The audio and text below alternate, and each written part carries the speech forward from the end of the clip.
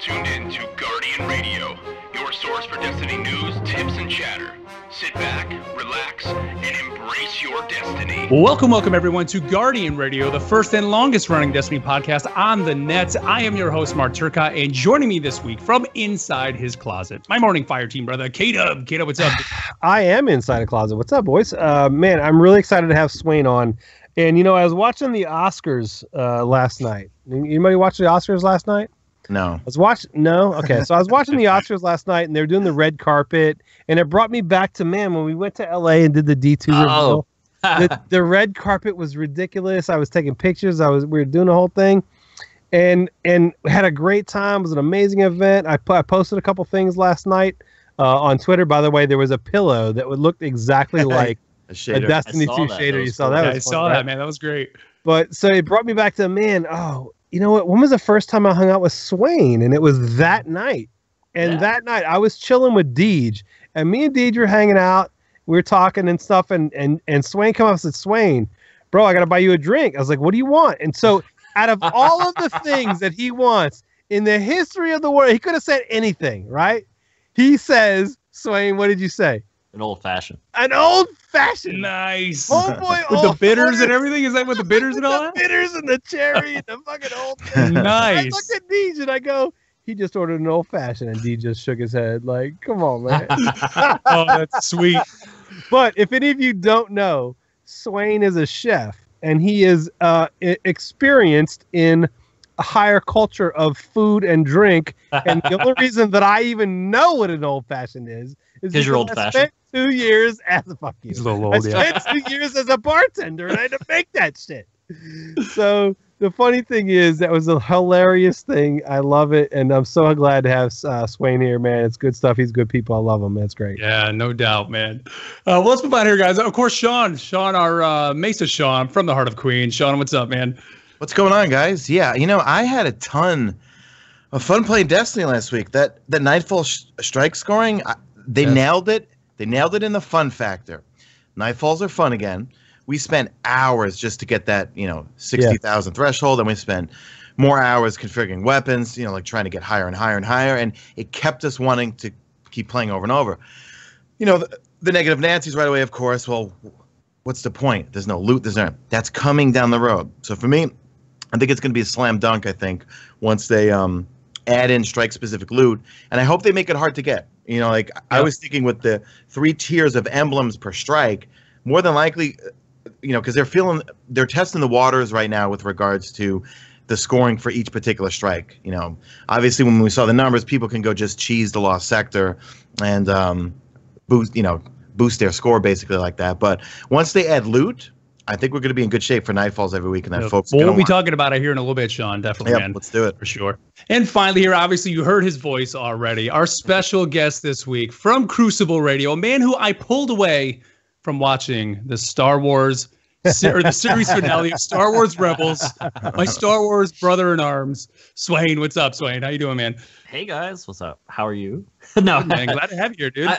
I'm doing great, man. It's been, I've been listening to your show since I started playing Destiny back in I started in October of year one. I didn't start off the bat, but I loved podcasts, and your podcast was the first one I listened to with Destiny content, and it led to me wanting to start Crucible Radio eventually because I knew you guys had to cover it all, and I wanted to cover just a little bit. That's right. We couldn't cover it all, and it's good that you guys came in, man. Yeah. It helps. Yep.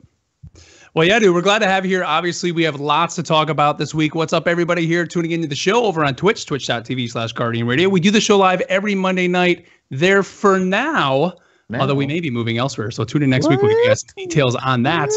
Follow us on Twitter at Guardians of D. You can get all those details there.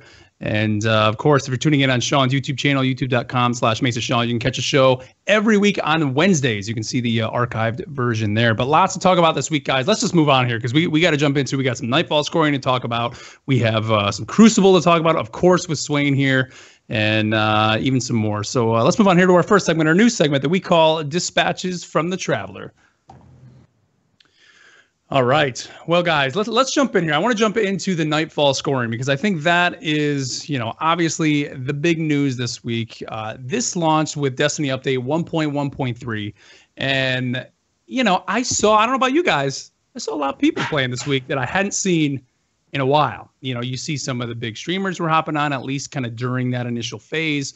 I saw some more videos coming out. My friends list lit up a little bit. My friends list lit up for sure that day. Yeah, it was for a couple days throughout the week, but at least I saw it a little bit. Swain, I want to throw it to you, man. Did you jump in at all and dive into the ball scoring? I did get to do it just a little bit this week. Like I said, I mostly play on PC now, and it ended up I ripped my PC apart in the middle of the week for God knows what reason. But I did the other night just for a little bit. I got to do one. So I don't have as much, much thought on it. Oh, that's fine. No, man. What do you think of the structure of them adding in the idea of, basically having us, giving us the ability kind of to go in and just make it as difficult as you want. I mean, that's like, I would have never thought of it. And it goes to say that like they're pretty inventive when it comes to these things. And PvE has always had stuff to do. And creating your own challenges is really, really cool because like we do it ourselves, like soloing things and doing all that. So to have them be able to enable that a little bit more is really cool. It's funny. We if you go back to and think about Dado used to make up challenges, right? Of stuff that they would do. He did something blindfolded, right? Like you would come up with your own challenges, and so that got so extreme that Bungie's like, okay, hang on, you guys don't got to get blindfolded, okay? Let me give you some stuff that you can make your own challenges, and then the scoring then accompanies it, and it's brilliant. I love the way they're doing this. So, what do you guys think? The fact that you can go in and actually set up, this is the blueprint, I think, for them bringing favorite modifiers that we liked from Destiny 1, I think, like small arms, specialist, things like light switch, airborne, grounded. But the fact that you can go in and you could either handicap and make it really difficult or make it really easy if you just want to go in it solo. Choose your burns. I mean, it created a bondage and love I have now with the Manananan, which has been sitting in my vault for 6 months. You just said you had bondage with I had never heard of that weapon until you tweeted it.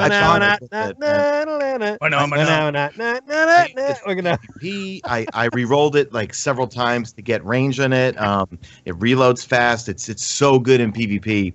But the fact that you can go in and customize your Nightfall experience, and once they drop in the loot, but it was really fun because we're doing it over and over, trying to get to beat the threshold. It became strategic. Like we were planning our supers. We were planning, okay, we're going to come out of the Infinite Forest. Who's going to get first tether? Okay, then we're going to use someone else's tether. Who's going to storm Transtem? Like there was a lot more. At first, we were going and thinking, let's just keep tethering over and over to generate score from orbs. But it gives you a little bit of score from orbs, but it's really not that significant. The real thing is just use as many supers as you can and kill everything you see. And the Masterworks come in. The Masterworks come into play. Yeah, it's a radical departure from what Nightfalls were before, which was run as quickly as you can through it and speed through things, which for me was not fun. It was fun when Destiny 2 first hit, but I think it just got to the point where like we're rushing through this. That's exactly how I felt. I felt like I really liked the timer because like it was always like, hey, like it was the speed runner in me that was like, let's get this done as quickly as we can, and that really exciting feeling of like the timer's counting down or we have to get it within like 5 minutes, and they have like the bounties essentially on the side where you're doing it. But this was kind of cool because like you could be like, okay, what kind of strike is it? Is it Cabal? Or so there's like a lot of this like damage modifier into it. Or not just like run. We got to watch out for those like void snipers that are over here. So like because we put it on void. Right. So, I think this is a different strike, I think, compared to how some of the other strikes are going to go because it's one of the ones with the Infinite Forest, right? Because it's kind of random, right? It's okay. First off, it's totally RNG because you can get one of those sections where it's a million yellow bar Vex shooting void at you. Right. Then you can get one where it's dogs everywhere. You know, it goes back to kind of strategizing where at first we were like, you know what, let's do solar. But then you realize that a lot of the Cabal are in the strike. They all have those stupid arm blasters where they shoot off a solar blast at you, and even not on solar, that's like stinking almost one-shot you, and only the Vex have void. So we went with void just because we're wasting Cabals most of the time, and the Vex we just make sure that we were, you know, careful to steer clear of them. But it will be interesting because they got to do something about the cheesing because there's a lost sector that's right there. And even if you go into, let's say Arms Day comes up, I remember when I discovered that if you go into lost sectors during a Nightfall strike, the lost sectors for some reason are 300 or 330 or something like that, or whatever. They, you know, like they go up. So they need to figure out a way where kills outside of the strike area don't count because people are just going to keep cheesing it. Like with the Challenge of Elders, I mean, people were cheesing it nonstop every week, being the same, you know, like high score. Sean, and this week at Bungie, the guys who got the high score were on PC. I mean, you could tell it was Blizzard names, and they were what 200 something thousand. Is that how they did that? That's ridiculous. That's, in my opinion, that's probably the only way they were able to do it. There's no way because when you set the handicap so high that your score per kill is so high, you are getting one-shotted by, like, if they blow their nose near you, you're dead. You know what I mean? The fact that they did that, I'm like, you know what? They probably sent someone to the lost sector with a tether, and they sent the other two forward. Because you don't get pulled forward anymore unless you make it to the final boss. That's right. Yeah. So more than likely, there's a guy shooting tethers over and over and over at, because when the Vex Lost Sector boss spawns, a whole bunch of ads spawn around him. And if you just keep tethering over and over and over, you're going to get your super back. And you keep generating points and points. That happened to me this week. So I died at some point in time. We were playing, it was me, Mark, and Ed. And they went, and Mark was running. And Mark, you were running. Hold on. And hang on. And Ed's trying to keep up. And they do, and that's fine. But I wasn't going, hey, wait, Rasby. I didn't do. I just shut up, and I was just letting them go. Hang on. So it was literally like 7 minutes later before they go, wait, are you dead? And I'm like, yeah, bro, I'm just back here chilling. It's okay. Look at they're like supposed to get on your Sparrow and ride. We'll get to the boss soon. K-Dub's complaint of why he could not get on his Sparrow, why he's blaming me for running forward, is his scuff controller. He is too lazy to fix the trigger on his scuff so that he can go fast on his Sparrow. He's like, I don't have my Sparrow. I'm like, yeah, you do. Just pull it out. No, my scuff controller. I'm like, come on, man. Oh, jeez. Totally true. Well, Sean, were you guys during that bit? Were you getting off your Sparrows and killing even the ads kind of on that run-up too? Yeah. Every chance we saw an ad, the part that looks like a Sparrow Racing lead track, we got off, killed everything, get back on, stop again. I think we stopped one more time, kill everything, get back on, and then go to the end. Nice. Penn tells you that's why you don't run with trigger stops. Yeah, I see it. Well, I can run fine with them. I just can't fly my. You can't drive with them, right? Yeah, you have to fine adjust them, man. I know I do. There's a little. I didn't want to take my thing apart. We were started. I was like, whatever. I'll just. But you know, I think this scoring though, you know, as excited as people were even day one, and even people kind of fell off a little bit. I think this is going to be cool now because every week we're going to have that new Nightfall. That then everybody's going to go in and try to figure out what is the best way to run the score up. Now it may only last. I mean, how many strikes do we have total? 8 in the game now? Like 5 or 6 maybe. Well, PSN we've got, and PC we've got the Taken Blight Strike. Right, but then with the Curse of Osiris, so it's probably about 8, I think. But even then, I mean that if anything pushes this out 8 weeks, and by that point we're going to be getting into the sandbox territory before they start. Resetting again or looping in. So I think it's cool. I think them being able to do this, and who knows, maybe at that point we may start getting that strike specific loop, maybe even then. Yeah. And when Christopher Barrett put in that blog post that he wants to give the artists extra time to make the weapons really cool, they're not going to be reskins. You know what I mean? Because that's what everyone has been complaining about is reskins.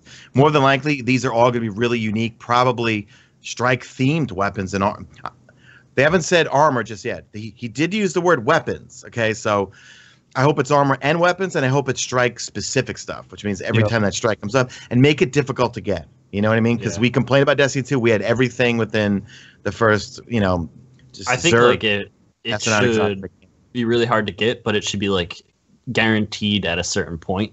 Yes. Like, because that's one of the bigger things they run into is like, okay, yeah, they created this new thing, but like you may never get it. Or How do you feel? or How do you're you gonna feel take about it?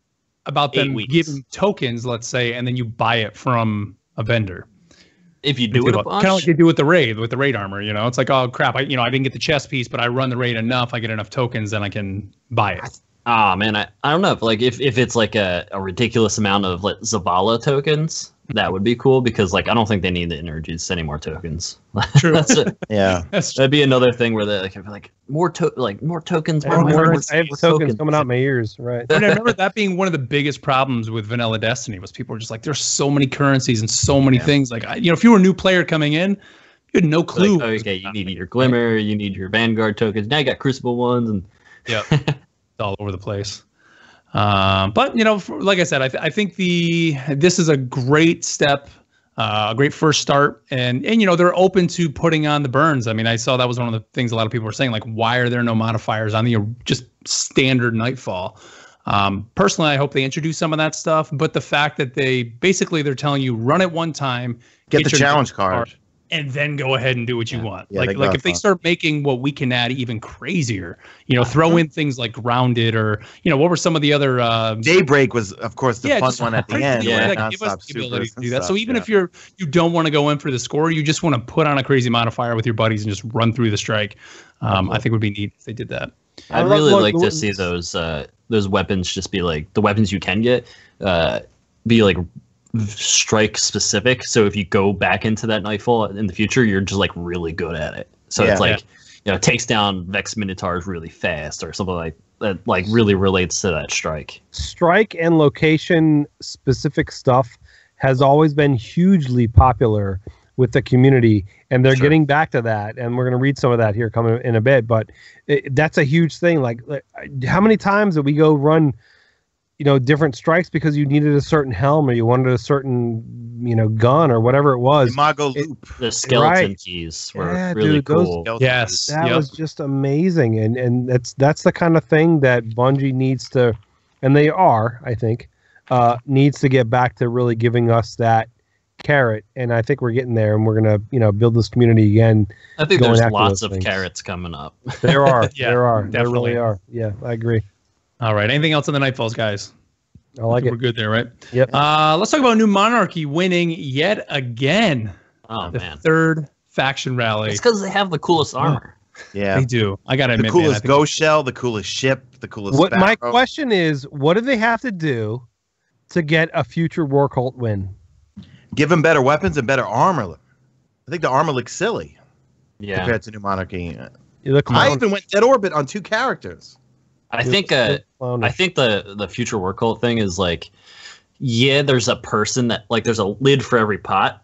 So there's a person that likes that future War Cult armor, but not as many pots as the New Monarchy armor. So, like everybody loves like knights and like that really cool aesthetic. And the same thing with like Dead Orbit. People love like black everything. Right. So like shaders are awesome. Especially like video games. If you look, every single one of us on this show is wearing black. Black. That's right. Everybody always points that out. We're always wearing black. Like always. So like it's like the video gamers very much like these specific types of things. Right. And like the future War Cult's cool, but like there's way less people that want that. You know what the funny thing is though? They gave the best actor to future War Cult though. Yeah. Like she's amazing. I mean, she's in so many shows that everybody loves, and I think that they thought that might carry it. I don't know if they're like, oh, this is going to be the weak link. Let's put the best actor with this one. I don't know. Maybe I don't know. I like the Dead Orbit actor. Oh God, Sean. The thing is, I love James Remar from The Warriors, obviously, who does New Monarchy. But I thought Election Me 2 was they put someone through a voice filter, but then I YouTube searched her. Oh man, that's her voice. That's amazing. Her voice. Dude. She's epic. It's the only constant guardian. She's freaking epic, dude. So I saw her on something on TV, and I was like, that voice sounds so familiar. What is that? I feel like I've heard this before. And then I looked up and I was like, oh, I've heard her 1 million times. Right. Exactly. Yeah. And it's weird because Future War Cult for me had the best weapons in Destiny 1. I would say they had the best in Destiny 1. Their like color scheme was like retro Yeah. It's very retro. And it was like great. Yep. Nineveh was my favorite shader. I remember I used to rock like that with the blind jackal helmet. What was the fusion rifle that everybody liked towards the end from that? The it was vacancy. The vacancy, yeah. It had like that really cool color scheme to it. And it was like, absolutely. Yeah, give me that. I want that. So you wonder, I think the only way for them to get them to win is make one of their weapons be like Prometheus lens left, where it just breaks the game. So it's like, hey guys, you win, you're gonna get this weapon, and or give them some piece of armor with a glow or something like that. It's gotta be crazy, something silly, all right? They got to do it though. But then it'll be like very obvious that they're like, so we what? Want Future War Cult to win this time. Whatever. So what? Do it. Give them a shot. Right. Yeah. Well, I think it'd be really cool if each one had their own unique thing that happened after it, not just a weapon. Like, you know, when they win, something else happens. Yeah, something else happens, and just make, like, it would help make the Future War Cult less obvious that they want the Future War Cult to win, and it would like end up being like maybe like an event, like a second event that happens after it. Like, for this, rather than we're celebrating the Future War Cult, and now there's this for a week. New Monarchy pod racing or whatever. Yeah. Like, we'll release SRL for a week. Could you imagine that if they tied like certain game modes and stuff like that? That would be crazy. Man.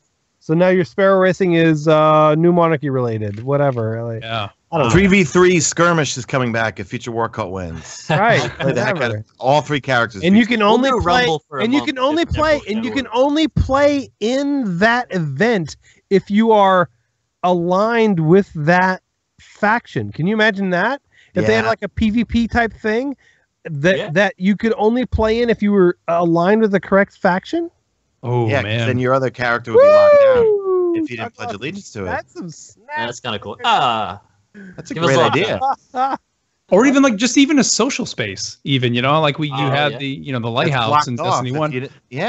You're blocked. You can't go there because you didn't win this week. And just they could have. I don't want to say go create 3 different social spaces, but they do something in each of those spaces is unique in some way. Plenty of space to do that. Yeah, that'd be awesome. Or like a strike you can do. Like, they won, so now you can one week you get an exclusive strike that's only to those people. Yeah, absolutely, dude. These are all great ideas, man. Absolutely. Let's see. The Iron Banana is returning, guys. It's coming back tomorrow on March 6th. As we're recording this, it's going to end on March 13th. This go around, it's going to be Clash, and Lord Saladin's bringing 3 featured weapons. I'm going to put those pictures up over in the stream. So look at that PD-45, Shawnee. Yep. And it's got Outlaw on it too. Come on, baby. So it looks I know you're. I sent that picture to Sean or to Mark, excuse me, and said, "Hey, put this in the stream because we need to look at these guns because that PDX.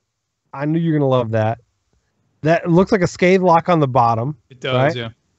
But the Iron Banner one, it looks like a scathe lock, but that's one of those 450 round per minute auto rifles with believe it's got persistence on it, but. The pulse rifle's got Outlaw. I have one of the Destination PDXs that look like one of the old PDX. I think it's not the Metronome. That's a DIS 43 looking one. But I think John Wisniewski and them said pulse rifles are getting some sort of a change. I would say collect all your pulse rifles and grenade launchers now because those two are probably at the some point in time right now. They're getting buffed, right?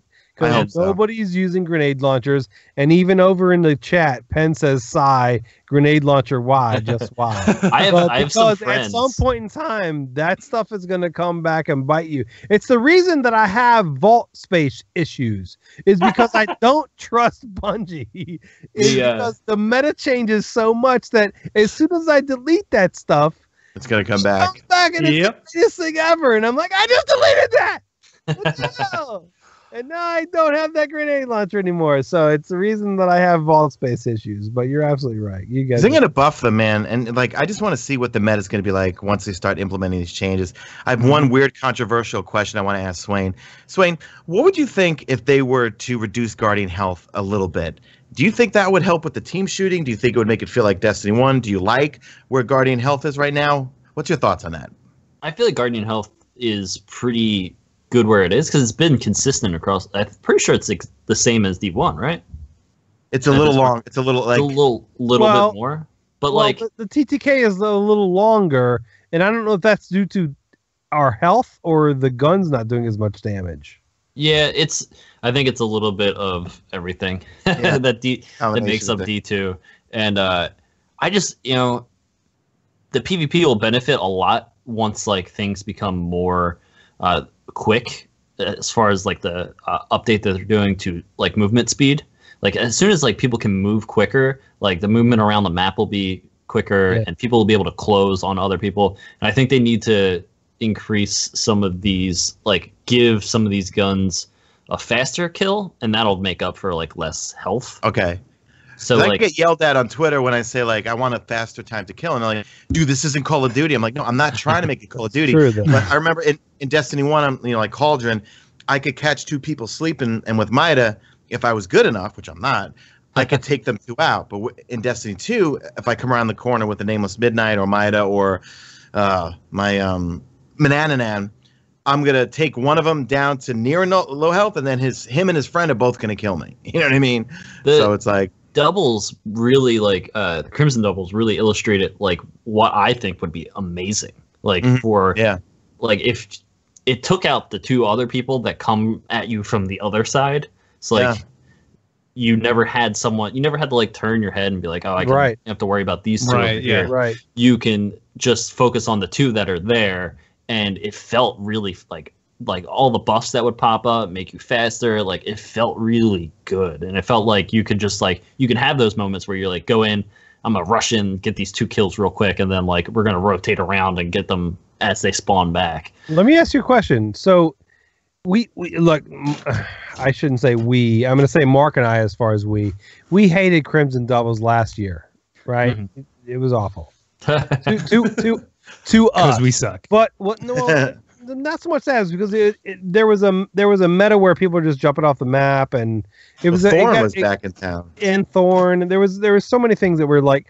But do you think if they mastered that right, that there would be an actual PvP meta for the for the hardcores that would be a 2v2 type thing that you would watch on stream? Like, is that something that you think would be effective?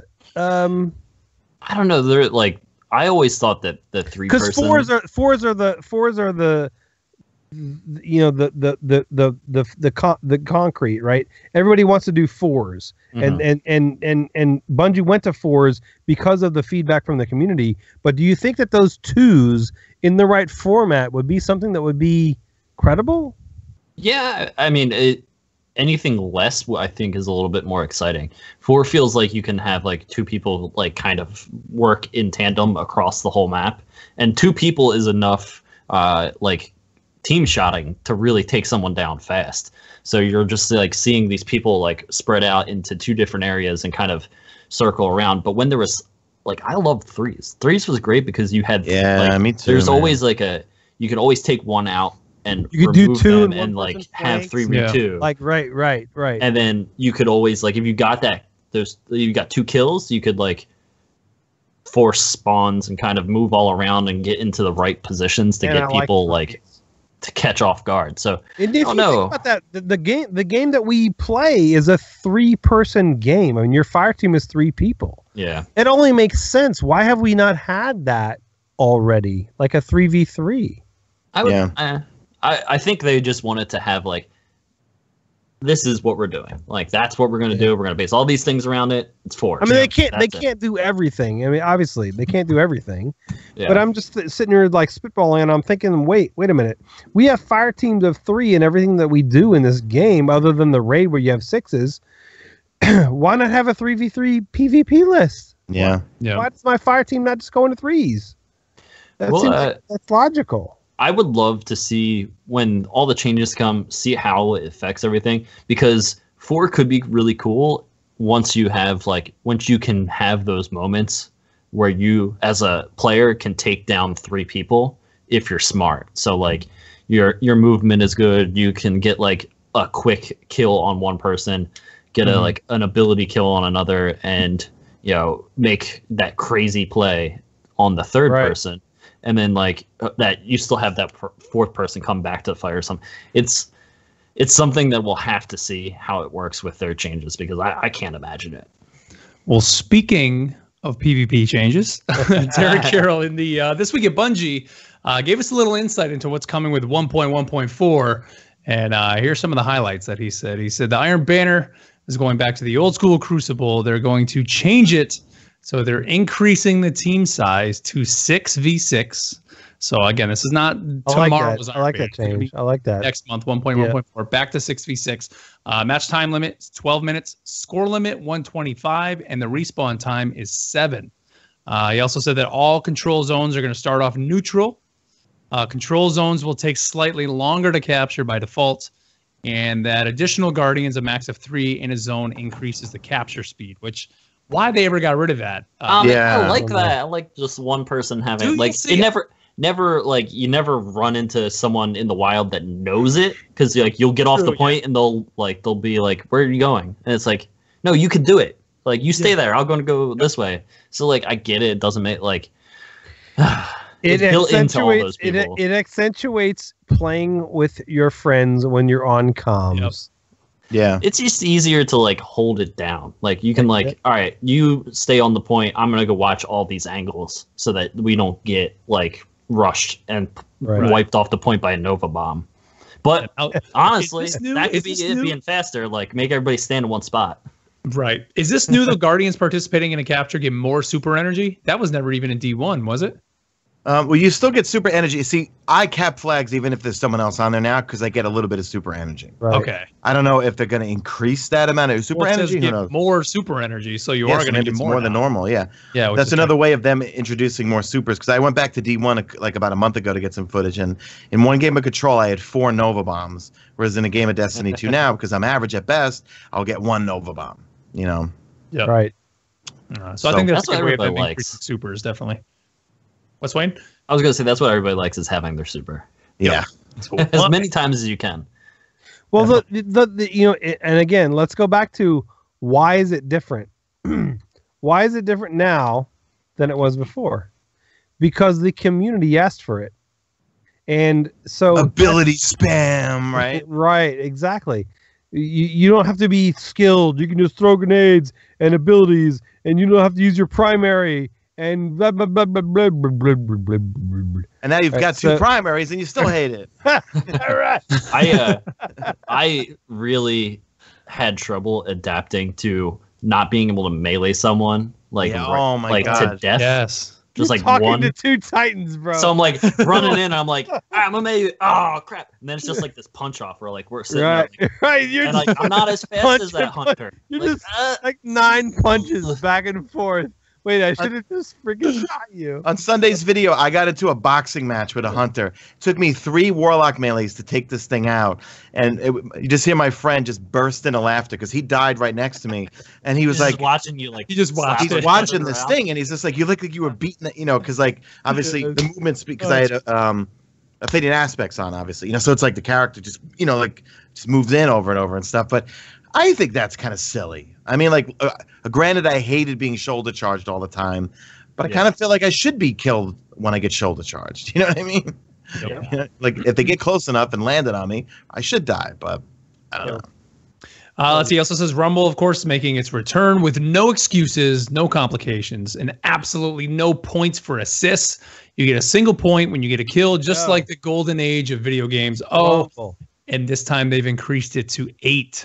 That's a lot of people. That's old school Halo, though. I think Halo was 8. I want to say the Rumble of Halo. So, like, to me, that I was like, man, they're going back. This sounds like fun, but how's it going to work on maps like built for like which is 8, John, right? It doesn't matter. I understand it before, but then how's it's a score thing. I hope I'm hoping fun, right? I'm hoping that Rumble comes back with some really good changes to it. To the rest of the game, like all the balance and everything, because right now, if they introduce Rumble, like it would just be like a janitor simulator. Like you would be running around and be like, I'm just going to clean up this fight, and I'm going to go clean up that fight. And like if you're not able to like kill people quick, someone's always going to like jump in from the side and like kill your guy for you, and then kill you because like you're in the right spot. You're weak from that fight. Right. So like it's it's got to be faster and like really intense because other than that, it's not gonna be that fun. Like I love Rumble. Rumble is my favorite like game mode in D1. So they should do a thing where if you're in a 1v1 and you're fighting somebody and like the first person that you take damage from is the only person that you can take damage from while you're in that fight. Yeah. You know what I mean? Like you're invincible from somebody else shooting from but you can't damage them either. There has to be a thing where like if you're in a 1v1, it's just you guys and somebody else could come in and go blah, blah, blah, and then there's a shield. Yeah, we're having a fight. That's easy mode though, man. Come on, man, that'd be awesome. That could be an armor perk. I mean, that could do 1v1s.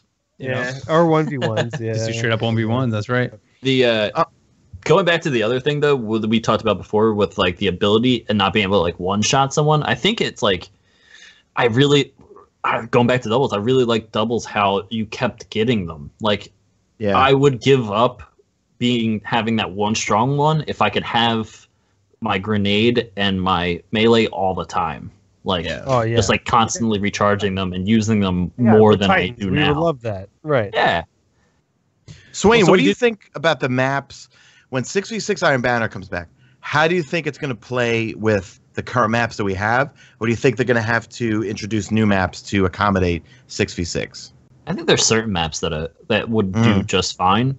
There's definitely some maps that like it'll get cramped because it was very specifically designed for 4v4. Yeah. But like some of them were just designed for like really long sight lines. So like what's the one? Yeah, like Vostok. Vostok has like those really long places to set up and lots of room to move. So perfect. Yeah. We'll see if they limit it to like a certain amount. Like Emperor's Respite isn't too bad, and it would probably play a little bit better with more people on it. Like instead of Distant Shores. Yeah, we'll see. So they did say what? We got Mayhem, we're going to have Rumble, and then what was the other one that's going to be in that weekly? Doubles. Yeah. Well, that's gonna be rotating. not yet. They said that the mode formerly known as Doubles is making a slow transition. He says that it'll, once they lock down what they're going to do, then they're going to release it into that weekly playlist. So, or is it the 6v6? I think that's going to be in there. Maybe is it Mayhem, Rumble, and then the 6v6 Control? Is that what it is? That's going to be the weekly playlist? The three modes will share a central, So. They really haven't been specific about that. I think it's going to be like I don't think they're.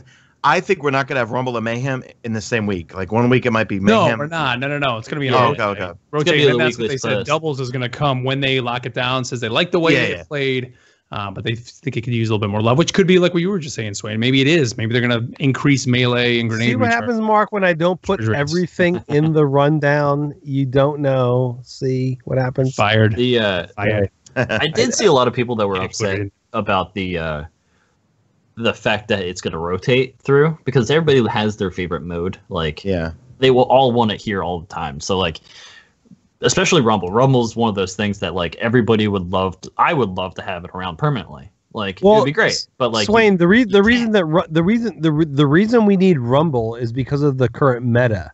The team shot meta is the reason we need Rumble. Right? Everyone for themselves, but like. I hope the team shot meta changes with the current with the upcoming changes, but I think like my personal opinion about it is that I would love Rumble to come back permanently. But does anybody remember the end of D1? Like I would load into a control match that had like 3 people in it, like on my team, and it was because there was like. There was Control, there was like Rumble, there was 3v3, there was Salvage, there was like the classic playlist that had all of those things on top of that, and then you had your weekly Inferno, and like there were so many things spread out. And right now, D2 does not have the numbers for like independent playlists. Like we're gonna put just Rumble. Agreed. So I think so. Basically, we're gonna have 3, right? We'll have quick play, we'll have competitive, and then we'll have the weekly rotating. So just 3 lists. More likely. And I'm sure, like on top of that, there will also be like Iron Banner and like whatever else comes along. Like you have your the events. Wait, I've got one other question. So, with a possibly lessening player base, does 2v2 make more sense? Sure. I mean, like if we're gonna have it, like they're gonna do it. So they're gonna do it. I love mean, to it's see coming. it. Yeah. Right? I'm hoping that like when they do these like rotating lists, it brings that person who likes it back into it to like, oh, Rumble's this week. I'm gonna jump back in for this week. And then the next person, like, there's people that love Mayhem. It's like, oh, Mayhem's this week. I'm gonna jump back in this week. And like that paired with like changes and like introducing new things is gonna like, you know, steadily bring it back up. Because the funny thing to me is, like, we've seen all these articles and people talking about all these other PvP, and we're going to talk about it here in a minute, PvP being better in other places. Fortnite. It's really not, man. It's really not. It's really not. Mark, you go ahead. You lead us forward into our well, you know, let's talk about it. So you mentioned we're going to talk about it here. Our former guest here on the show, Paul Tassi, friend of the show, he's been on the show before, wrote an article. He's a writer for Forbes, and he always has catchy headlines of all the articles that he writes. And so he delivered another one here today, or this day or two ago, and it was a radical idea to lobotomize Destiny 2 PvP to save PvE. And what he basically boils down this article to, and we've talked. I remember having this discussion before Destiny 1 came out, and just in regards to how they were going to handle PvP in Destiny, because at the time we didn't know. And basically, what it is was he's saying to go to a system kind of like the original Halo, where it was you go in, you have the pistol, or you know, you have the hand cannon, you would have the pulse rifle, you would have the sniper rifle, and everybody that goes in has those same weapons, and then it just boils down to skill. So this way, then Bungie can go bananas in PvE and make just crazy weapons, right? So these weapons, they don't have to balance them for PvP because it doesn't matter. Now, we've talked even on the show before how theoretically in the universe of Destiny, it could almost make sense because you could say, hey, you know, Shaxx is just throwing all these Guardians in there and saying, here's your Crucible weapons, Guardians, go for it. And just, you know, have you fight with the weapons he provides you with, possibly giving a story beat to it. What do you guys think if they actually did that in Destiny? Because I think, you know, people who came into the PvP of Destiny liked it because it was so unique, because you had the ability to go in there and have these different weapons and challenge yourself against other Guardians, kind of unsure of what you're going to go up against. That's so true, though. Like, go for it. Destiny is so good because of the weapons that are in it. Like, right. And like, I love Destiny because I can do whatever I want. Like, I put like this weapon loadout on, I can put this like subclass loadout on. Yep. I can make it what I want it to be. And if I like, it would not be as interesting to me as a whole if I couldn't like fluidly change amongst different, you know, modes. Go into PvE and do this, do PvP with that. Like, just if I was like, you know, restricted to just this, it would honestly be boring. Like, and that's like, you know, that's the hard part about Destiny is because it has all this. It's its own unique thing, and it's making it like it's very obvious. It's hard to create at this point for them. Like, it's hard to find what makes everyone happy. But it's just silly to think that you're going to remove and like put it all on PvP away and make PvP less, because PvP is what keeps people around, to be honest. Like, for Destiny 1, it is, yeah. Destiny 1, it's what kept people to keep playing, like, Trials of Cyrus. People were playing that up until it went away, like, every week. And if you take out the PvP, you're going to just leave, like, PvE to be the carry. You know, people love PvE, but it's time-consuming to make. It's like, it has a story, it has voice actors come in that could do it, whereas PvP is just like its own thing. Like, it's its own moments over and over again. And you can go in and like PvE this week, like we talked about with the Nightfall was really cool. Like, you could make it what you want. Like, give me more of that for PvE, where I can create the situations that I want and don't sacrifice PvP because of it. Like, PvP, like right now, it basically just boils down to he misses all the people that are around playing PvP. And right now it's really hard because you're running into like a lot of stacked teams. You're like, it's not as interesting, but like it's getting its work, and it'll be better. So the issue that I have with that article, and I appreciate the article, is that it doesn't consider actual gameplay. He's just going into saying what's most popular with people. And if you actually look at the gameplay of all of the things that are considered in that article as far as why the PvP in Destiny is maybe oversaturated or not, whatever the case is, if you look at the game that he puts up against Destiny as far as PvP, none of those games, in my opinion, hold a candle to the PvP in Destiny 2, even in its current iteration. The gunplay, the visuals, the reaction, the movement, the supers, it's ridiculous. It's ridiculous. So I mean, the article itself, to me, is ridiculous. It's stupid. So I'm on that. Well, I'm on. Wait. Just let me finish. Yep. So I know it's not stupid. I know I'm being ridiculous. But the point that I'm making is, if you actually look at everything that is involved in making a video game and what it looks like and what your reactions are and what happens when you do something on your controller with a controller and what you're seeing, there is nothing better than Destiny 2. There's just not. Now, do you have a preference towards a certain type of game style? Okay, fine. But there's just not. It's crazy to me to see this stuff. So, well, I think the article and it goes back to the reason I became a Bungie fan goes back to Halo. Right. Halo survived for how many years with a system exactly like he described, but yet it was still able to just be this incredible, engaging, competitive PvP game that blew up an MLG and was huge. And then of course Bungie leaves and 343 has tried to do what they can with it, but they completely changed the way the game feels and the pace of it and all that. And it's still hanging in there, and we'll see what they do with the next one. But to some extent, it was like at that point the game boiled down.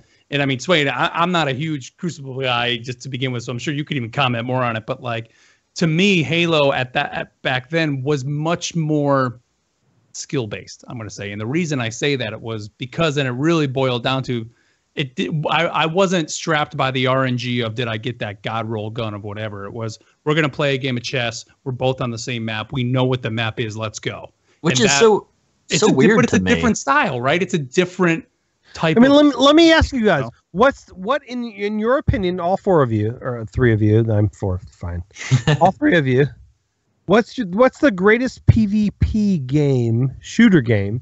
What's the greatest PvP shooter game right now? Right now? Right now. Don't answer. PvP shooter. PvP shooter. I love Star Wars Battlefront 2, but it's a different animal. Okay. And I'm not allowed to say that. Sean says, no, that's fine. So that's fine. Say Star Wars. That's fine. PvP shooter. Swain, what do you got? Best PvP shooter right now. I mean, for me, no, it's Destiny. But like, if I had to put a second one there, like, I really like certain aspects of Overwatch. Okay. And like, fair. No, yeah. That's fair. That's a huge PvP game. It's huge. Mark, what about you? PvP shooter. I said Overwatch. Overwatch.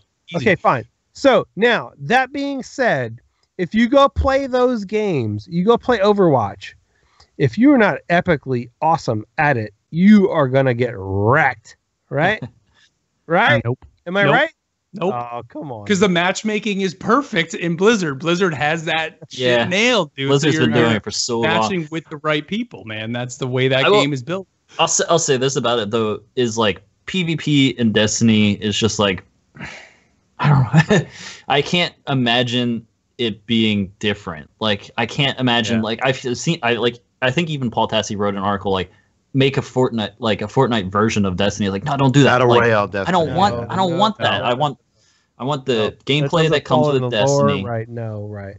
And I want, like, everything that comes with that. That's the thing, man. Like, he goes on to say, like, in the article, part of his argument is that, there's all these other games that are doing PvP, but what other game is doing PvP like Destiny? What other game can you go out go into a PvE space and bring it? So it's like, if anything, maybe this iteration of Destiny 2's PvP, or let's just say Destiny PvP as a whole, as a franchise, people aren't as engaged in it as they was with the first, or as they were with the first one.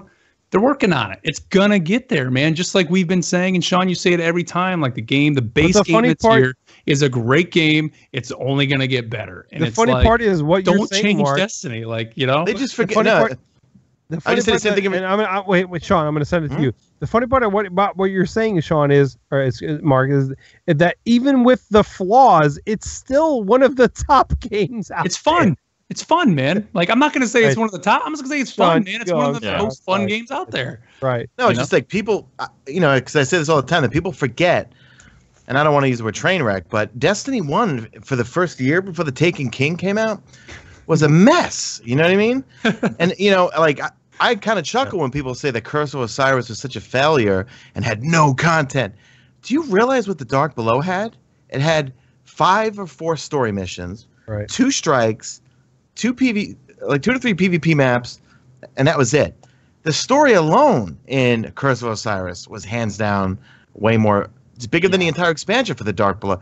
You can't compare the two. You know what I mean? Like, and that's of course what people do. Mark, you know what I mean? Mark, you brought up Halo before and how it was these weapons, like that's all you had. And Destiny 2 is creating something new within that space. Like they want to be able to do that and this and that and this, and we're like experiencing growing pains with creating essentially a new genre of like video games. But the problem, like what I'm seeing now is like I've even talked to like guys like Farcog who set up like tournaments for Destiny, and he is so excited for stuff like for changes that make it like tune it a little bit better and bring people back, because this current system, like the 2 primaries, the lower amount of abilities and all that, it's kind of perfect for competitive. It's like that perfect middle ground between Halo and Destiny. Definitely, and it makes like the guns. You need the gun skill. You need to be able to. It's just like it's missing that little extra like sauce. Swain, it's missing wait, K-Dub, right? Swain, wait, vehicles, Swain, why did they make those? Why did Bungie make those changes? Because we asked for them. Well, I didn't ask for them. No. So a lot of the community did. The whole thing of this entire stupid ridiculousness is everybody is down on Destiny 2 because they did what we asked them to do. It's ridiculous. We've on our show we always preach like play the game we have. If you enjoy it, play the game you have, because you can't daydream about what you don't have, because you're not going to improve if you're like constantly thinking like, oh, I wish this was this. I wish I had that, because you're just thinking about, and those things get you angry. Like immediately, like that's how you tilt. Like you tilt because you're like mad that abilities are too crazy. Yes. Or you tilt because like, oh, that guy had no gun skill. He was just like spamming towards me. Just play the game you have. Like if you enjoy Destiny, play it. Swain, I want you to change and adapt to the changes. I want you to be a part of our movement. The movement that Guardian Radio is doing is we are rebuilding the community. We are rebuilding the community with people that believe in Destiny 2 and believe in we like this game. If you don't like it, get the hell out. Let's rebuild it from the inside out, man, because it's a great game, man. It really is. Like weird thing that happened with Destiny 2 is like, I play it less. Like I don't play Destiny 2 as much as I played Destiny 1. But for me personally, that's not a bad thing. Like, no, man, it's not. I missed being able to play like Overwatch. Like I missed out on a lot of Overwatch because like I was playing a lot of Destiny. It's striking a good balance for me personally, where like I can like have extra like projects like making this or like play video games. Like, oh yeah. Destiny 1 was a little bit of a detriment to my life. It really was. I think we're all gonna agree on that, man. Yeah, sure. And like, I think to be honest, we all lost years from our life. That's bordering on like some really like serious stuff, like addiction. Like I don't want that level of like obsession over a thing, because then I put off my work, I put off like my fun, I put off like my responsibilities with like my wife and my family. It's because like, oh, I gotta like there was days where like I was up playing like until 4 a.m. and I had to be at work at like 9 a.m. and it's like I can't do that. Like I'm getting too old for this. And like I don't want that. I personally want a good balance of it. So, well, hopefully with like more additions and more things to grind, I'll have like specific things I can jump back in, and like if I want to spend a whole day and like lose a whole day's worth of time, yeah, great. Yeah, well, there you go, guys. Send us your thoughts, guys, on PvP. I mean, obviously, it's a big deal right now in the community. Everybody is, either dropping off or coming back, whatever it is. But email us, feedback@theguardiansofdestiny.com. We'd love to hear what you guys have to say about PvP. So let's move on here, guys, to our final segment, the part of the show where we give you guys a chance to have your voice heard here on the show that we call Messages from the City. Don't forget, you can email us, feedback@theguardiansofdestiny.com, just like Tilt did. And he says, "Hey-o, I started playing Destiny after a coworker was telling me about the MMO aspects of it. He says, I immediately went out and bought a PS4 just for the game and have been addicted ever since. I'd like to talk about the concept of matchmaking. I enjoy both sides of the game, but when there is a content drought, I just keep bettering myself in PvP. I'm not very good, so I don't understand why I'm consistently matched with either a stacked fire team or I end up with guys completing their Crucible quest with no idea how to play. I think skill-based matchmaking or at least better team balancing would make for a much better game. On the topic of random rolls, there was nothing more demoralizing than grinding the same weapon over and over just to have terrible drops. I'm down for customization, Brave but completely Robber. random rolls was the worst. Love the Last show. resort. Listen to it every week. Keep up the good work. Tilt. So, I mean, do you think the matchmaking issues Tilt's having here is more just because of the population, possibly? I think a or lot of it's population and combination of skill-based matchmaking, because Yeah. when I go in by myself, I feel like I'm always up against a stacked team. And There's everybody a- realized that Sean is in the most populated area in the country. New York City, yeah. There's 3 clans on PC right now that they roll 4 deep every single time, and they just grind Destiny more than I've ever seen anyone grind Destiny. They are so good at it, and they're using like stuff that I don't ever use, and it's like, oh, when we run into them in like trials, it's like, oh, we're gonna lose this one. But I feel you, man. Like but like he says, when there is a content drought, I just work on bettering myself in PvP. That's why you don't lobotomize PvP. Exactly. That's where people are going. Right. Exactly. Anyway, I mean, But PvP really in any game, that's a way to just keep the game going. Because I think you said it. And I've No, never I really think- heard it said that way, but it's like you're creating all these little moments. Like you're able to just go in and say, hey, I want to have a moment in Destiny. I'm going to hop on. Maybe I can play a match or two. Somewhere within those matches, you may have that heroic moment, or you're going to have a memorable moment that's just going to. it's You're ever gonna walk away changing. from it. That's Well- montages. That's videos. Yep. Right. Like that's the Yep. cool things you. I have this video from Destiny, like this clip from Destiny 1. It was on Cauldron, and it's my most liked tweet ever. It is the best. Is one of my favorite moments from the entire game, and it's because of the Sunbreaker punch. I was like, it was during the spooky trials when we had no radar, and I come up behind this guy on that like diving board on Cauldron, Mm-hmm. Yeah. and I punched him off of the map, like just way off of the map, and he's just flying, and you just see it. And I pulled out the like nothing but net, Yeah. Oh, that's awesome. and the round ended as I like did the peace sign. So it's like that, like it was perfect. It Oh, was I that's did it. awesome. I did a Best similar. moment. I did a similar thing on Mercury, and I shoulder charged somebody to end the trials match, and they flew off. That same deal, dude. great. It's so great, so great. But to his point about working on bettering yourself in PvP, I mean, like that's what I did at the end of Destiny 1 because there was nothing else to do because I, would do the weekly raids and everything. But right now, I think when Rumble comes back, I always use Rumble because I always have this thing. When I play PvP, I'm only good with one weapon type that night, right? Some nights I'm amazing with hand cannons. Yeah. Some nights I'm amazing with Mida. Then the other night I'm terrible with hand cannons or terrible with Mida.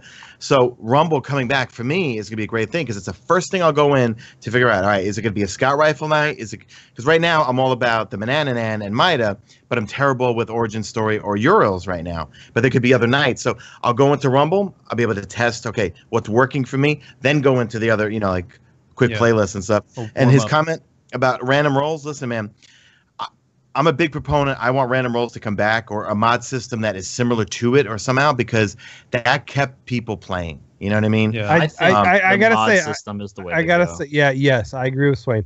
I don't want random rolls. I want a mod system that is effective to where we can make the weapon that we want. Okay, but listen. Okay, look. If they could keep away where random rolls come back, but PvP has some sort of lock loadout thing where things are balanced, all right? Because think about it. There's no epic moments of people screaming at their screen that, oh my God, I just got I just got a Lord High Fixer with rangefinder, rifle barrel, hidden hand. You know what I mean? Like now it's like I got Better Devils for the 20th time and it's nothing different. You know what I mean? And even like with the exotics, all of our exotics come from Master Rule. You know what I mean? Like I kept playing Destiny 1 because everyone had an Ias Luna that was perfect, except for me. I grinded the Undying Mind Strike a zillion times. I got over 200, something like that, of the Amago loops, just trying to get a favoring roll. Never got it. But you know what? That kept me playing the game. Here's the problem. Here's the problem. And I agree with you, Shawnee. I agree with you 1,000,000%. Here's the problem. There aren't enough people that give a shit. Yeah. Right now. To go chase that Imago loop, to go chase that perfect roll, God roll, whatever it is, it would be better if we have, okay, I got a really nice rare gun that I can now make into a God roll with the right type of, however there's a middle ground here, and I think it comes through Masterworks. Yeah. As far as when Masterworks dropped, when I got them, when they started dropping for me, I was excited. Like that little gold ring around it, pop ring, and I'm like, ooh, what did I get? Like, is it this? Right, absolutely, right. It could be, I don't know. It could be trying to get like a Masterwork version of a strike specific loot, or they're doing the exotic Masterworks. Like if it takes 200 Masterwork components to make an exotic into it, and it does something really cool. Imagine getting that exotic drop with the ring around it, and you're like, yes, I finally got it. Like there was a route to that, right? And that would bring back part of that feeling where you get the drop that you're like, oh, it's that moment you freak out, you post it on Twitter, and Oh yeah. Well, see, I think that would be cool if they tied the weapon skins to that somehow too. So it's like when you made, I mean, whether it was exotic or even some legendaries, you're able to make them into a masterwork, then change the appearance of them. Then have those skins be able to apply, and then have it depend on how maybe when the mod system comes in, the different components or mods you put on the weapons, that then changes the skin the way the gun looks. I think that would be pretty neat. So then that just right, like if you got range, you saw the barrel come out a little bit or something exactly, like that. Yeah. I wish something different. I wish they would take some cues from games like The Division or something like that, where I would spend hours at the crafting station and farming for materials. And, I'm a WoW guy, dude. I love that. I love the MMO. The MMO aspect needs to be huge in this. It really does, I think. At the end of Destiny's 1's life cycle, leading up to Destiny 2, all I did was play Division 1.7. And that is a time eater. And I'm telling you, if we have to grind for things because we have a gunsmith, we have Banshee, and if he's already got mods and things he sells, if they could turn him into somehow, we had to go and collect things and create and get a blueprint or something and then do something else, and then that blueprint turns into a schematic and stuff, and then at the end of, you know what I mean, it could give you a Better Devils that contains Outlaw and does this, or you know what I mean? But add more to the mod that turns it into that. You get the Better Devils mod. And that's what upgrades it to the better version. I think better devils. Yeah, the better greater devils. Greater devils. This is to me, Destiny 1. A lot of the changes were nerfs. We're gonna change this to tone it down. We're gonna change this because they came out the door just kick everything down. We're gonna make this all these things strong, and it was. Like you said earlier, a shit show for a little while up until almost Taken King, and with D2, it's unfortunate for a lot of people, but if for me, I'm patient. It's these changes they seem to be making are incrementally boosting things to the right spot, and it's not going to take it too far, hopefully. Whereas before it was it's too far. Let's bring it back. And it was it was these wild swings in this way and that way. Wayne, if you had changes that were came out of nowhere. Real quick, let me ask you something. What are your greatest memories of Destiny? Period. 1, 2, whatever. Wasn't it when it was that OP ridiculous stupidness of right? Yeah, I mean, like at first, Your like there was thorns, definitely your Prometheus lens, these stupid, crazy OP moments where we all got to just go be crazy. Wasn't that amazing in the game?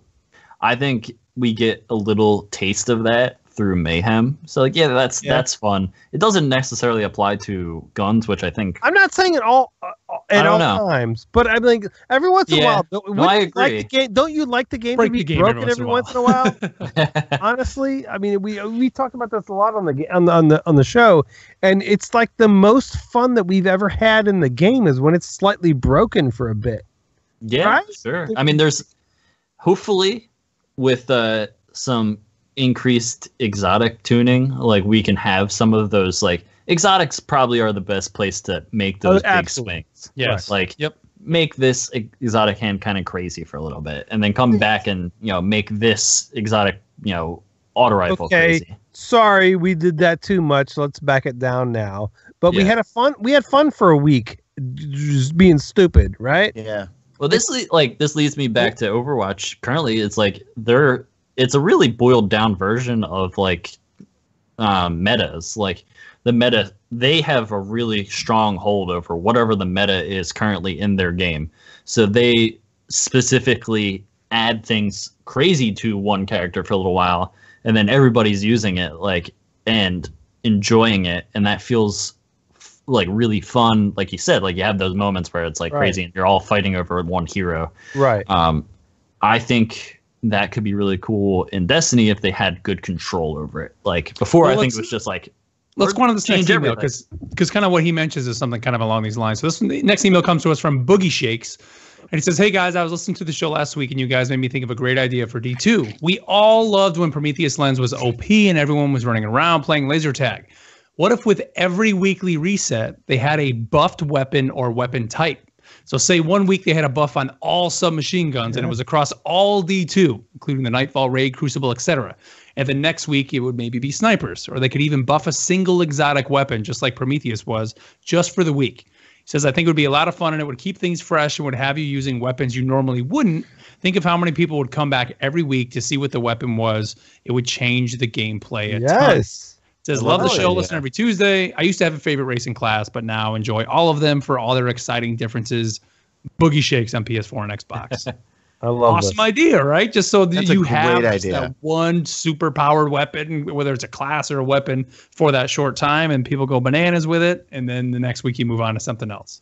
Sidearm week or something like that. I think it'd be whatever. Cool. What if it was like how the Nightfall is, and it could be like this week the mod is hand cannons, and this week all the hand cannons are buffed by a certain amount in some area, because I would honestly like it to be controlled to a playlist so I could still enjoy regular that makes sense. Because when Prometheus Lens was OP, like that's all you could use. Like there was no other version of Destiny you could play. But Swain, let me ask you, how much fun did you have that week? By the way, how much fun did you have that week?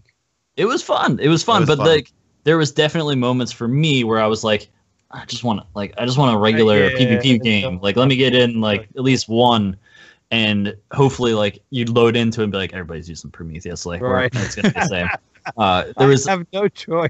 There was a limit to the extent, and I think it'd be great if it was in a playlist. Like, this is your playlist that you can be crazy in. Okay. It's OP week for it's the difference between like Nightfall and Heroic Strikes. Like, okay, this week this playlist is exotics are buffed by this amount. I think it's. The hard part though is like changes to the sandbox like are slow, and I don't have a reason why it's so slow in Destiny as compared to other things. Like maybe it's something with like Sony or pushing updates out. I don't know. Yeah, I mean, honestly, I think it's something that's good. Well, I'm thinking like Kato, if you guys are watching our videos, wearing the Paragon hat, and I mean, Paragon, like they would say release a new hero, or there would be something with a hero, they could like possibly disable them for even up to like as short as 12 hours or even for weeks at a time, or they could just instantly push a quick patch out. Now, part of that could be because the game was on PC as well as PS4, and so probably a lot of that just was like they were just doing it on the PC side of things, and Sony probably just gave them the go-ahead, like if the patch flies on PC, whatever, just put it out on PS4. Yeah. But, you know, I don't know why, man. It's got to be a Bungie thing. Like they want to make sure they're testing it internally enough before they push it out. Based on the way Mark Noseworthy explained how they diagnose, fix, play test, all that sort of stuff, I think the game engine itself, whatever it is, I'm not a developer, is much more complex than we think it might be. Yeah. Everyone raised about how Call of Duty has nonstop patches every single day if something's broken. Yeah, because that's because the Call of Duty community will just go ballistic if something is wrong for more than 10 seconds. You know what I mean? I don't know. Well, that's the difference between something like Destiny and Fortnite. Fortnite has, like, here's your weapons that you, like, they're all the same, like you said, like for, like, Halo. And people are like, oh, why can't you do updates like Fortnite? It's, well, there's hundreds of weapons in Destiny. Like, you change a whole archetype, you're going to change, you know, so many different perks. Honestly, the funny thing, so I want to say something real quick. So, and we love the people at Epic. I'm wearing a hat from Epic Games. We love Fortnite, but it's a cartoon compared to Destiny. When you go and look at the gameplay, the gunplay, the different things, it's just not the same. What gunplay? So, it's jump and shoot, jump and shoot, jump. And shoot. Right. It's just jump and shotgun, jump and shotgun. Here, whoa, hold on. Can I just hang on? Hang on. Let me hang on. Let me finish. It's an amazing game, and it's so fun, and it's great, and we love the people Epic. But I'm telling you right now, when you took it gameplay versus gameplay, gunplay versus gunplay. Come on. Yeah, I mean, they're totally different games, but my wife and son, my wife who never plays, I'm not even just going to say video games. She doesn't play video games at all. Her and my son the other night came in second place in a duo. Nice. Nice. Your son won a solo match. He did. Not solo. No. He won. He was in a squad match. Okay. But for my wife to get second place, which there's a video up on my son's YouTube channel, and half the time she's looking at the ground or she's looking straight up because she couldn't figure out like what to do.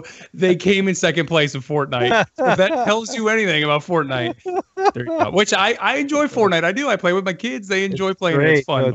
It's beautiful. My wife came in second place, which is hilarious. So they are totally different games, and yes, the gunplay is completely different. And that's going to be on the main stage at GuardianCon. By the way. Let's see. The final email comes to us from Xtrix, and it says, "Hey, Guardian Radio, longtime listener and player. Throughout my time playing Destiny, I've been on and off the game here and there, but I've always kept listening to the podcast to keep up with what's new in the Destiny universe. Thanks for consistently doing a show every week. They make my drives to and from work a lot more bearable. Before Destiny, I play and still play a lot of World of Warcraft. Being a WoW player, one feature I always thought would make a great addition to Destiny was a transmogrification system like in WoW. The transmog system gives a lot of incentive to do the content, which is no longer relevant, and gives old and new players another carrot to chase. Being able to have the stats of newer set of gear, but have the armor look like a set from Vault of Glass would be awesome. What do you guys think of the idea of transmog to add another carrot on the stick? Xtrix, PS, Human Hunter Master Class. Well, Xtrix, I've been asking for transmog forever, man. For me, it's more like Diablo. I remember listening to this podcast and hearing you talk about wanting it. Yes, 3 years ago. They do that. Like, to me, I want to look the way I want to look. I know some people don't like the fashion show. For me, I love going to the tower and looking like I want to look. Like that to me is just something I like. Now, you could arguably say transmog is in the game now in terms of emblems, right? We finally have some sort of a transmog system where you can make those emblems look the way you want to look now. True. But of course, it's not what people want armor-wise. But Masterwork, though, is currently as close to, I think, as Destiny will get with transmog, because right now you can have any armor set and have any stats you want as long as you put the Masterwork cores into it and you change it to what you want. So like you can have a resilience build, or you can have a mobility build on any armor set you want, and that's really all you really need to care about for armor. Like maybe with exotic Masterworks with armor, you'll be able to be like, okay, this is going to change this even further. So I don't know. The only thing I see limiting in that is the exotics. The exotics. Well, I was gonna say, but right now, even you have like the raid gear, right? The raid gear has these raid perks on them. So like, we ran with the guys from WTF Game Nation, which by the way had a blast this week. If you guys caught the raid, we had so much fun with those guys. Are awesome. But it's like to go in and be powerful in the raid, you need to wear that set. Right? Yeah. There's no way to get those perks without it. Where it would be cool if I could go in and wear a Vanguard set basically or whatever, but have those perks. So I look that way, but I can still have access to all those perks. I think would be neat, but let's work on fixing other parts of the game. Transmog is as much as I would want it to be there, that's not needed right now. We have so many other issues, I think, with the game that's not a big deal. There's so much UI in that area with like ornaments. Like they're like, oh, I have 2 ornaments or 1 ornament for this armor piece, but there's like 50, like there's like 20 slots below it, and you're like, what are the other 20 slots for? Like maybe eventually we'll have enough little changes in there that you can make things like more visually appealing. Yep. Did you prefer the ornaments in Destiny 1 more than Destiny 2 right now? Like when they released all the Age ornaments. I feel like the Age of Triumph. Well, I mean, like I was a big raiding was my thing, like for Destiny 1, and I remember. That's what we were chasing nonstop was the Vault of Glass ornaments, was the Crota. I remember that like the Crota Zen just looked amazing on a Warlock, with the Wrath of the Crota shirt, bro. The Wrath of the Machine gear set. Whereas I think kind of now, I mean, like they look cool and all, but I don't know. Like I feel like I'm not looking at other Guardians when I'm at the tower, but I do get noticed when I have the Prestige Raid aura above my head. This week a lot because we ran with the WTF guys, man. This week, I would just walk around. I just logged in and walked around the tower for like 20 minutes. It felt awesome. Just walking around and all the whole set. Well, the difference with like those two is like that's attached to a thing. Like you did the raid and you got this reward, this like ornaments for it. So like I think we're like you said, we're working towards that with like specific rewards for each thing and specific ornaments. Because right now, unfortunately, a lot of those ornaments are tied to Eververse and just, unilaterally grinding the game over and over until you get what you want or you can purchase what you want, which is like, it's nice to be able to be like, okay, I can get what I want, but it would be cool to be like, okay, this exotic ornament comes from only this activity. And if you want it, you got to go do it. Yep. How would you guys feel? I mean, I still kind of dabble every once in a while. I fire it back up like Elder Scrolls Online, having the ability in that game to just buy a mount. I could just buy a silver horse if I want, or whatever it is. How would you feel like those? Like if they just had like a massive store in there and there was what if they ditched the RNG aspect of everything? To buy with money? As long as it didn't affect the way that you can kill somebody else. Yeah, no, I'm talking just cosmetics. Yeah, like financially, cosmetic all day long. I'm okay with it. Cosmetic all day long. I'm okay with it. If it doesn't affect the way that you can kill somebody else, all day long, sell it all day long. Overwatch does this, and you can pick from whatever you want and buy it eventually after. You grind enough, but like. I think just Destiny would benefit if it was like everything you can get for ornaments and all that was listed they do in Overwatch. The weird thing is like cool stuff they give us in the game. They give us so much cosmetic crap now with the shaders. And I agree, Sean. Like they've already gone down that path to give us everything. Like you can look at a million ways. Like we have 7 million shaders. Like oh my god. There's definitely too much I have that many crap. in my inventory. Right. I can't my postmaster. I'm sorry. I have so many I can't even delete them all. Like there's too much stuff in Eververse for sure. Yeah, the community put down the pitchforks with regards to Eververse. I don't even hear about it anymore. You want to know why? Because with the last Crimson Days, you play the game, you get stuff. You know what I mean? Yep. I like that. You know what I mean? You got something you didn't have. Right. Because that was the problem before. I kept getting the thing that I already had, and it was like, I'm not going to keep grinding if I'm not eventually going to get what I want. Mm-hmm. Now, for me personally, none of those things I really wanted. I want weapons. I want toys. I want new thing. That was my biggest thing from Destiny 1, and that's why I like Random Roll so much, is I would get a new toy, whether it was from a faction or Vanguard or Crucible. First thing I would want to do is go to the the Citadel or the Ember Caves and play with it and see how it works. Then go try, like in Crucible and stuff, right? But if I get a new Sparrow, I take a look. Does it have the thing where I just automatically pull a Sparrow? Not, delete it. Is it a new shader? Delete it. You know what I mean? I delete every shader I get from Eververse because I want to have Bright Dust, But I want web. I feel like there's not enough guns in the game. The way I think about it is if we look at all the stuff that's in our energy slots for like scout rifles, auto rifles, there'd be a lot of loot in the game if all of those were in the kinetic slot and actually shotgun snipers and fusions were actually within the energy slot.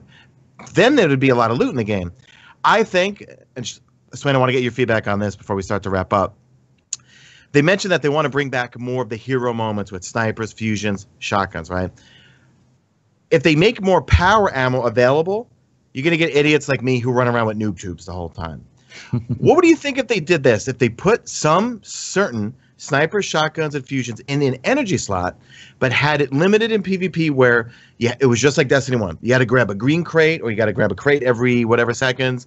And if you die, you lost that ammo. Because I feel like that's what pushed, in my opinion, and I'm just judging from a viewer perspective, that pushed away a lot of the PvP streamers because they don't have the hero moments where they were sniping and getting those ridiculous true Vanguard, epic double snipes or running shotgun, team wiping someone, stuff like that. But what if they were to put those archetypes in the energy slot for PvP purposes where you had a limited amount of ammo? Like, do you think that would bring back some of those moments for those streamers? I think it would if it was like certain aspects of it had to be limited. Like it would have to go back to being like, your fusion rifle needs to connect all 6 bolts instead of like 2, like it does now.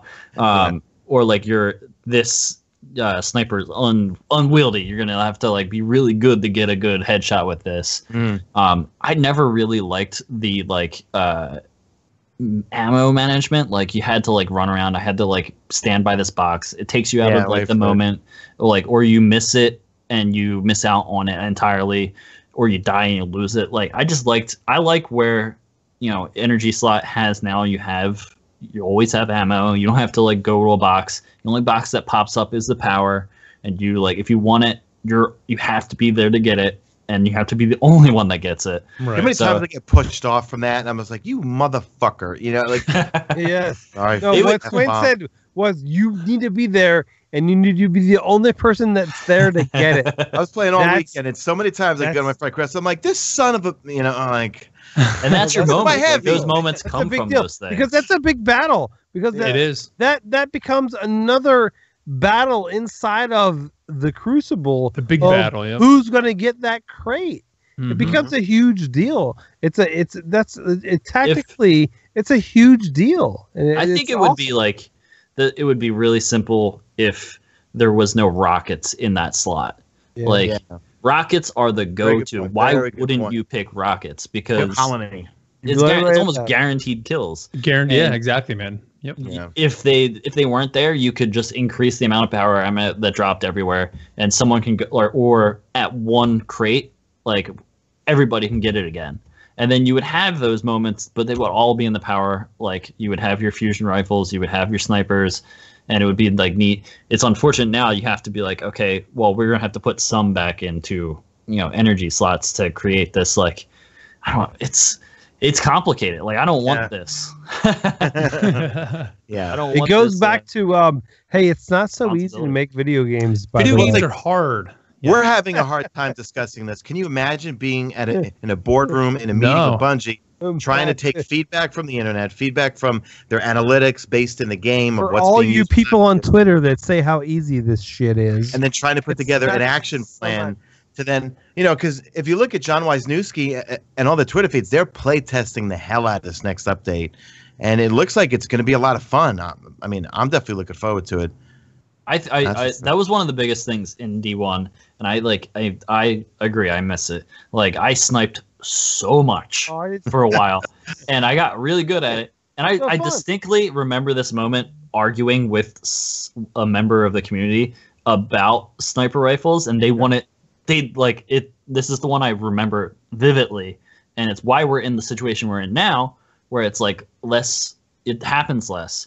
Because people were upset they were getting sniped so much. You couldn't turn a corner without getting sniped. Like it was that's constant right. threat. As soon as you you had came to around be- the corner, plow. You had to be very Right. specific about where Yes. you went on the map. You had to Absolutely. like slide between Crouch like going corner- around corners. Yeah. Yeah. And, Absolutely. and the other thing was like jumped. shotguns. I jumped going around corners. The shotguns were like the really big problem because you would be like, oh, there's no skill. They just jump around and they like jump on top of you and you're dead. Cars and all it's over, gonna, man. no skill. It was. I do not envy the position they have to put things in. I think the solution is in exotics.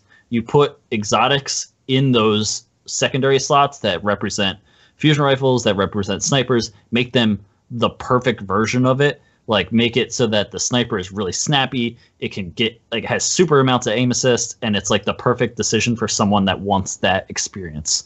Like put that in the energy slot. Let them have fun. I like it. Well, we'll see, man.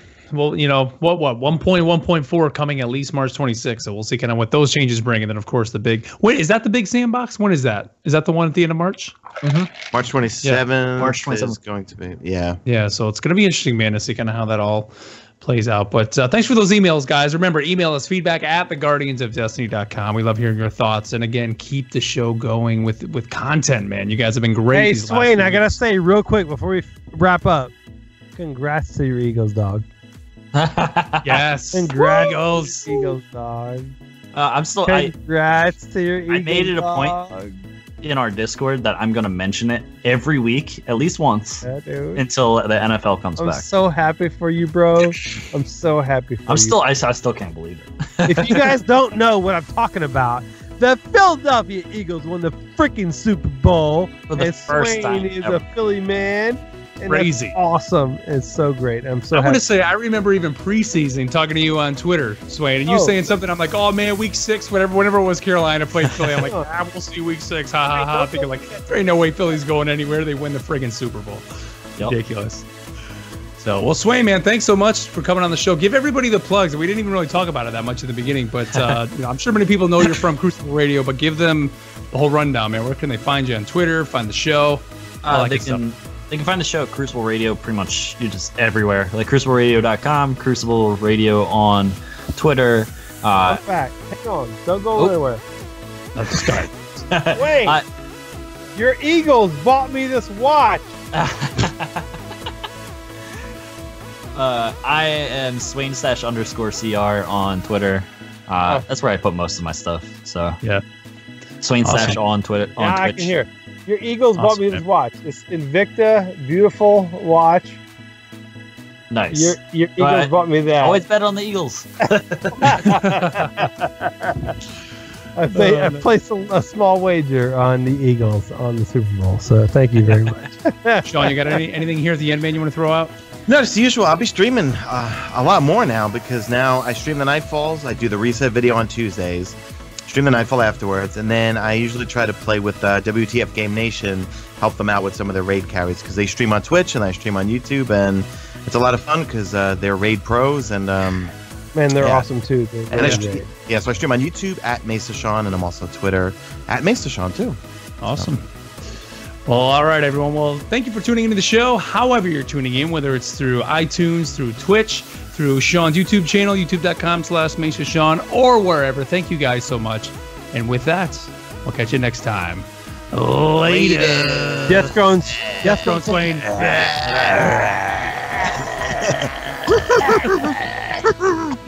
Nice.